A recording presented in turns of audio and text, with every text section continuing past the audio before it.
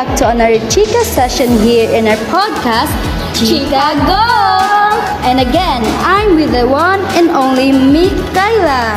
Alright! Okay, today we are diving into something super real, super relatable goal setting, but in a way that actually connects to real life. Not the perfect Pinterest version, but the messy, funny, nakakahiya sometimes, but always real version of goals. That's right, partner. We're talking about the goals we forget, the goals we start, the goals we set because we got inspired at 2 a.m., and everything in between. So grab your coffee, your snacks, or whatever you're doing right now, and let's talk about the real life goals and how they actually work in everyday life. And with that, let's welcome our guest. We have here Trisha. Give a hand, please. Woo! We also have here Alea. Hello. And lastly, we have Odyssey. Yes! Okay. So, kamusta man mo? Okay. Okay. Good. Fine. Kumusta man ang mga student nato dira? Kakuyakon. Yan ang kakuyakon man na. Naka-schedule busy. Okay na guys. Thank you, Alea. Kumusta? Okay ra, di na mada. Marag-shift na ko sunod. Ikaw, Odyssey. Okay ra. Paano okay lang? Buhit pa. Buhay pa. Kaya na dyan ni guys. Kayanon. Kung nakaya ninyo ang pag-eskwela ninyo, dapat kayanon sa ninyo ang mga questions nga among ihatag. So, ready na ba mo? Yeah! Okay. First, kay C, question for Trisha. Do you have goals you set in January that you completely forgot about by February? And unsa man ang mga goals? Honestly, yes. Kaya every January ka-inspired kay ko. Like, I tell myself this year, mag-start ko og new routine, magtarong ko sa akong schedule, and mag-save ko, and especially, mag-stop ko procrastinate.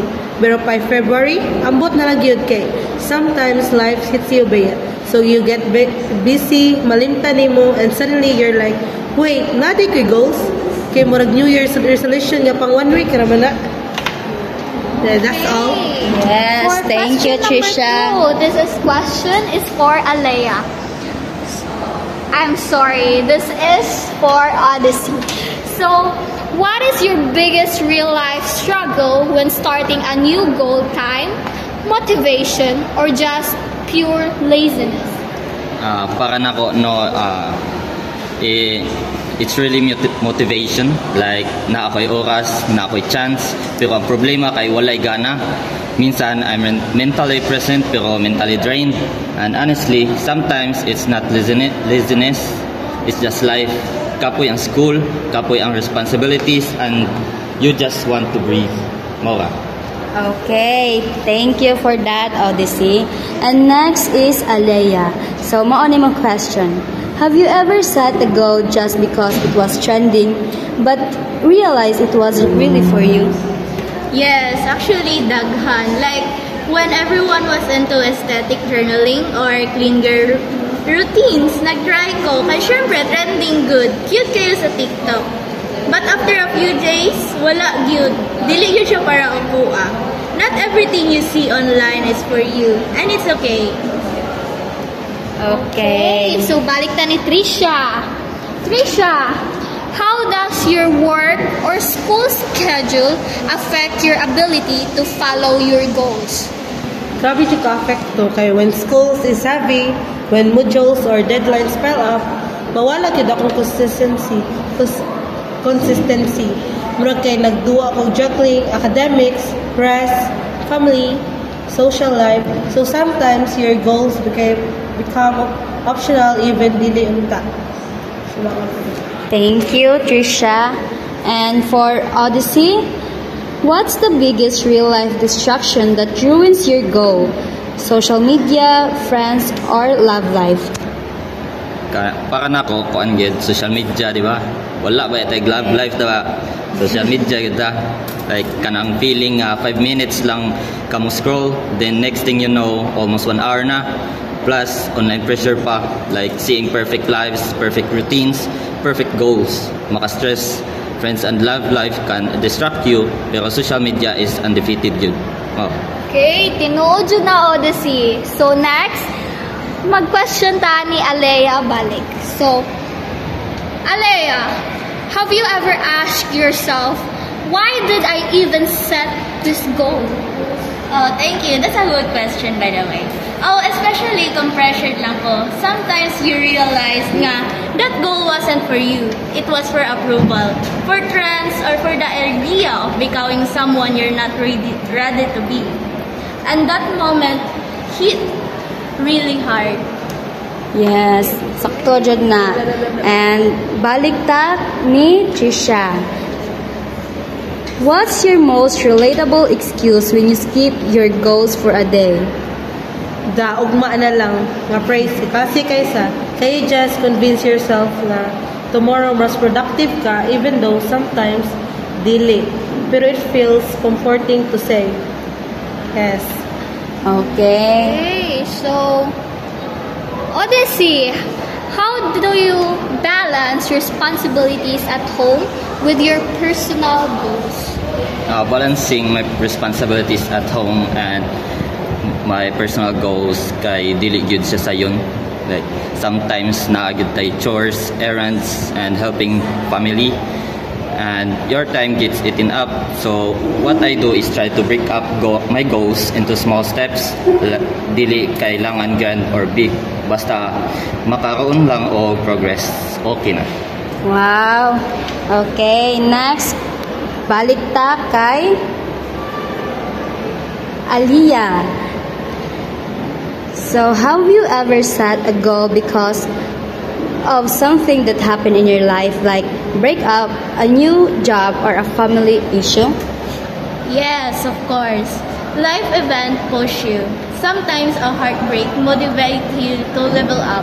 Sometimes a new job or a school situation pushes you to be more responsible. Like na moment nga I need to change for myself. Those goals honestly are the strongest ones. Okay. Okay, Trisha, I have this serious question for you.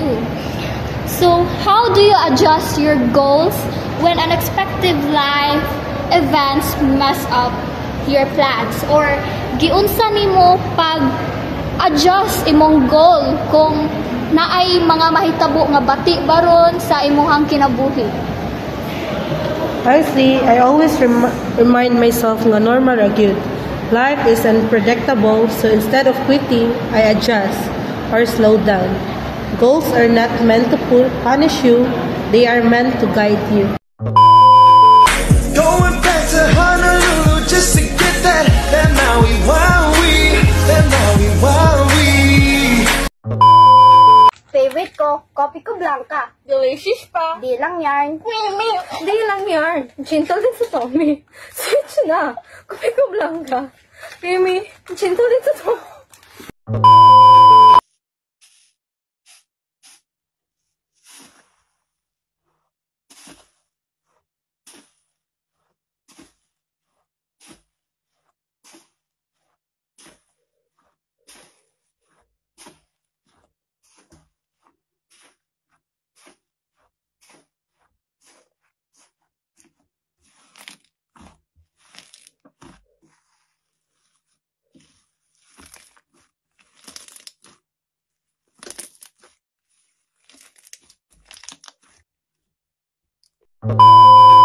Odyssey, do you have a friend who influenced you to level up your goals or opposite?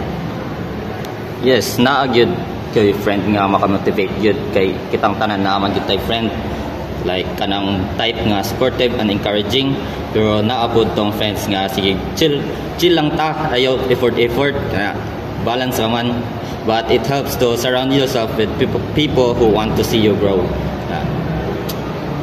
Okay, for number 12. Alea, what real life habit do you have right now that helps you stay close to your goals?